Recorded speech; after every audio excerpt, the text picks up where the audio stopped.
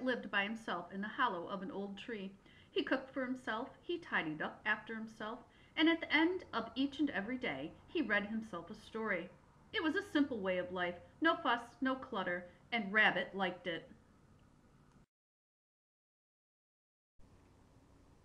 But one rainy evening, he heard a at his door. It's Froggy. Don't care for that storm. Rabbit opened the door. I was about to read myself a story. Love to listen.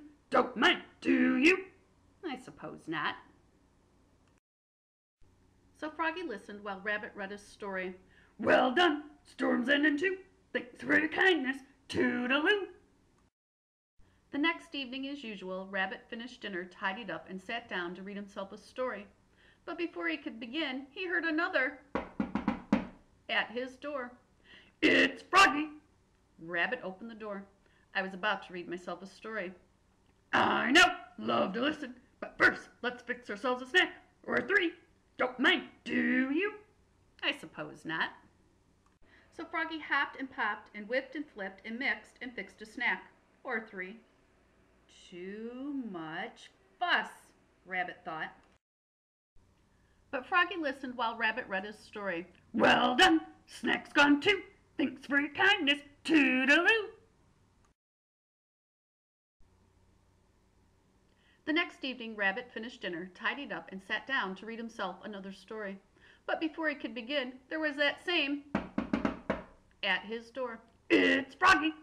I was about to read. I know. About to read yourself a story. Love to listen.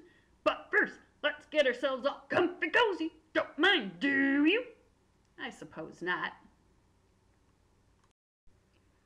So Froggy fluffed and puffed and mushed and smushed and piled up billows of pillows.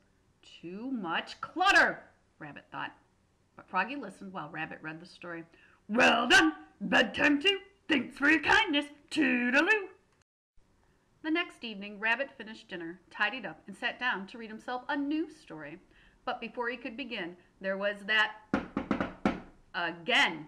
It's Froggy. Rabbit opened the door. I know. You're about to read yourself a story. Love to listen.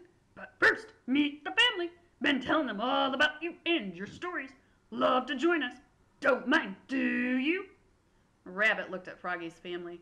Big frogs, little frogs, dozens and dozens, all wearing t-shirts. Frog Family Reunion. Too many frogs. Too much fuss. Too much clutter. But I do mind, Froggy. You do? I never invited you in. I never invited you to fix a snack. I never invited you to get all comfy and cozy. And I never invited your family to join you. So I do mind, very much indeed. Uh-oh. This'll never do. Thanks for your kindness. Toodaloo. Alone at last, Rabbit sat down to read himself a story. For one anxious moment, he waited for a knockety-knock-knock at his door. It never came. Don't mind, do you? He asked himself with a chuckle. Most certainly not, he answered himself and began to read. It was a good story. But something was missing. Snacks make a good story better, he thought. So he fixed himself a snack and read on. It was a very good story. But something was missing. Pillows make a good story better, he thought. So he fluffed himself on a pillow and read on. It was an exceptionally good story.